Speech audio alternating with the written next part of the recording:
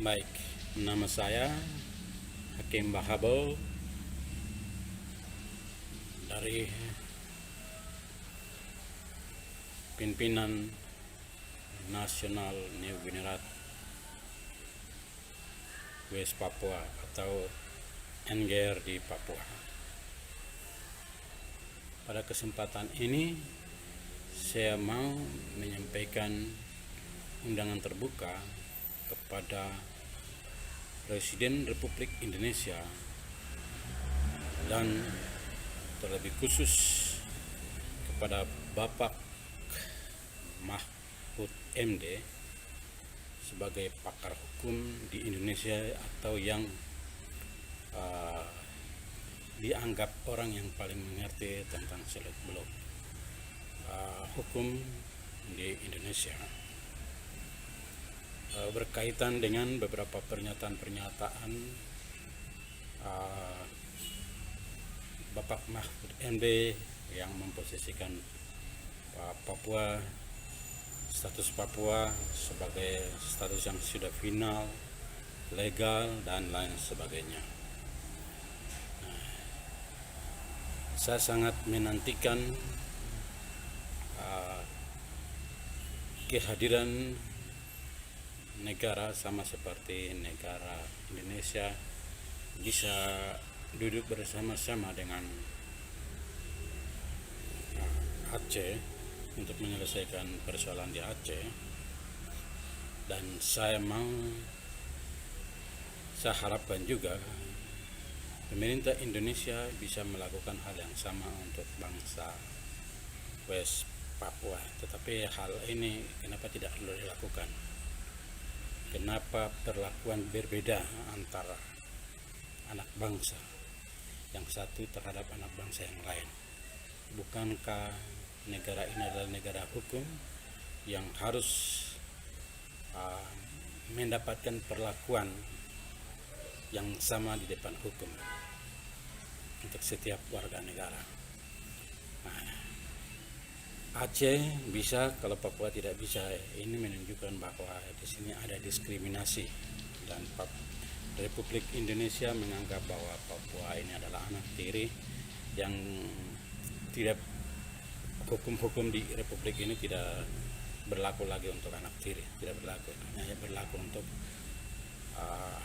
hal ini saja sudah menunjukkan bahwa Republik sudah memberikan pesan kepada Papua bahwa pesannya jelas bahwa Papua bukan sebagai anak kandung tapi anak tiri.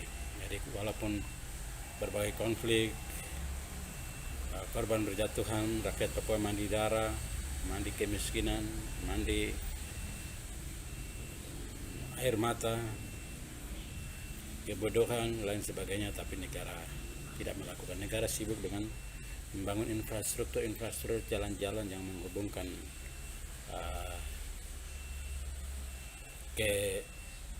kepentingan mereka yang untuk mengeksplorasi sumber daya alam di Papua, walaupun dia menggemas dengan bahasa yang sangat indah sekali, yaitu pemerataan pembangunan atau menghubungkan segala macam.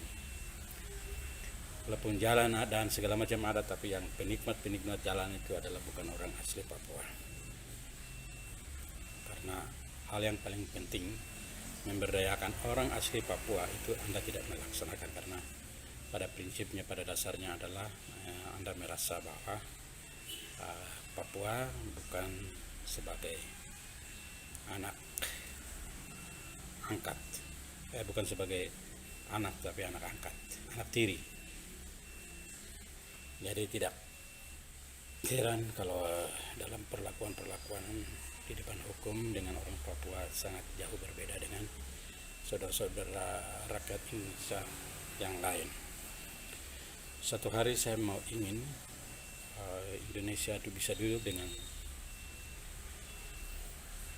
orang Papua, tapi kalaupun itu terjadi, saya ingin sekali mau berhadapan dengan Bapak Mahfud MD yang konon katanya adalah master hukum di Republik ini, Dan untuk menghadapi Anda tidak perlu dengan tentunya master hukum yang ada di Papua, tapi cukup Anda berhadapan dengan saya yang notabene adalah saya orang tidak sekolah.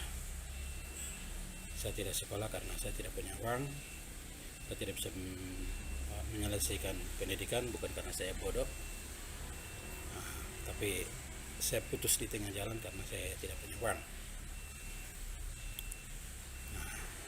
Tapi dengan melihat cara berpikir logika Bapak Mahfud MD yang memposisikan status Papua sudah final lah, status Papua sudah legal segala macam, itu yang saya ingin kita berdua show untuk mempertontonkan pola pikir Anda yang master dengan pola pikir saya yang orang tidak sekolah. Kita mempertontonkan biar rakyat sendiri yang menilai mana yang berbicara logis dan mana yang berbicara unlogis. Karena beberapa kali pernyataan dari Mahfud MD menyatakan bahwa Papua sudah final. Ya, final bagi mau, tapi tidak bagi. Sekarang landasan atau dalil yang Anda pakai di mana? Karena PPRA? Oke. Atau imajinasi yang Anda kembangkan karena apa? Karena bangsa Papua adalah jajahan dari kolonial Belanda.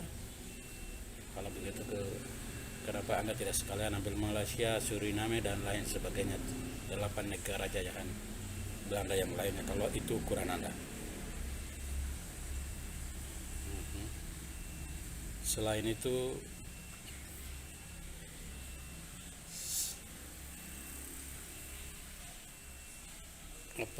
itu PPRA itu sangat tidak mengikat dengan orang Papua. Anda tidak bisa memakai hasil PPRA itu sebagai landasan.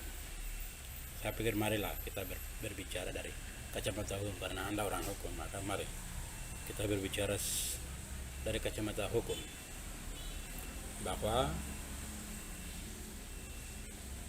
orang Papua hari ini menganggap bahwa PPRA itu belum pernah dilaksanakan. Orang Papua hari ini berjuang bukan karena kalah PPRA.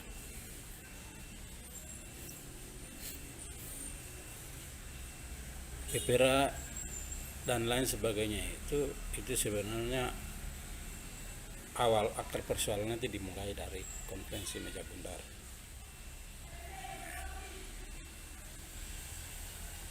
KMB Agreement itu sendiri orang Papua tidak pernah dilibatkan.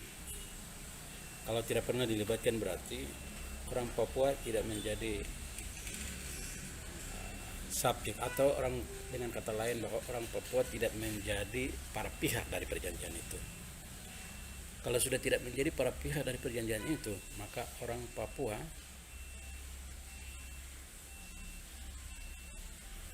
tidak terikat dengan perjanjian itu, tidak berlaku. Demikian juga dengan Euro Agreement, Roma Agreement, perjanjian integrasi anektisasi Papua, kemudian Freeport Agreement, PPRA Agreement. Semua perjanjian itu tidak pernah melibatkan orang asli Papua. Maka orang asli Papua menganggap bahwa perjanjian-perjanjian itu belum pernah ada. Kalaupun pernah ada, tidak berlaku bagi orang asli Papua karena tidak pernah melibatkan orang asli Papua. Kalau tidak pernah melibatkan orang asli Papua, maka Papua tidak menjadi para pihak dari perjanjian-perjanjian tersebut.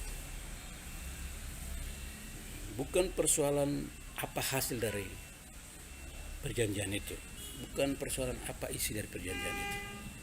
Apapun perjanjian KMB isinya, apapun isinya New Euro Agreement, apapun isinya Roma Agreement, apapun isinya, Freeport Agreement, apapun isinya, PPRA Agreement, itu tidak berlaku bagi orang Papua. Walaupun hasil dari PPRA itu Papua keluar sebagai pemenang atau ya hasilnya adalah Papua merdeka keluar sebagai pemenang, sekalipun tidak mengikat dan tidak berlaku. Kami tidak tergantung dengan PPRA kami orang Papua menang atau tidak menang. Kami tetap konsisten, kami tetap berdiri kokoh, kami tetap menganggap bahwa kami sudah merdeka. Bahkan bendera merah putih itu ada setelah bendera bintang kejora, ada terlebih dahulu 2 tahun kemudian baru bendera merah putih bisa ada. Nah, dari sisi sejarah, dari sisi imajinasi orang Papua hari ini Indonesia belum pernah masuk dalam angan-angan, dalam mimpi sekalipun belum pernah ada. Tetapi Indonesia adalah bangsa yang benar-benar mimpi buruk bagi orang asli Papua, karena kehadiran Indonesia dalam malaikat pencabut nyawa. Dan setiap kami melihat merah putih, kami sedang memandang sebagai lambang kematian bagi orang asli Papua. Dan belum menutup kemungkinan juga apabila besok Papua merdeka, bendera-bendera kematian orang Papua akan ganti dengan merah putih, karena orang Papua hari ini memandang merah putih itu sebagai lambang kematian. Sehingga saat tantang Mahfud MD, mari kita argumentasi hukum. Saya orang yang tidak sekolah belajar hukum, saya orang tidak sekolah dengan Anda yang sarjana. Karena saya melihat bahwa cara berpikir Anda itu cukup berhadapan dengan saya, tidak perlu dengan kami punya master hukum yang itu terlalu tinggi, terlalu jauh. Kemampuan Anda itu cukup berhadapan dengan saya. Sehingga mudah-mudahan pesan yang saya sampaikan hari ini Mahfud MD bisa dengar, dan saudara-saudara bisa meneruskan ke meja presiden atau meja Mahfud MD untuk segera menanggapi bagaimana Jakarta Mahfud MD bisa berhadapan dengan saya, bisa duduk bersama-sama untuk kita show mempertontonkan kemampuan logika berpikir Profesor Doktor ini dengan saya orang tidak punya gelar. Demikian dulu, sampai jumpa di video yang akan datang. Terima kasih, Tuhan memberkati. Salam Papua Merdeka.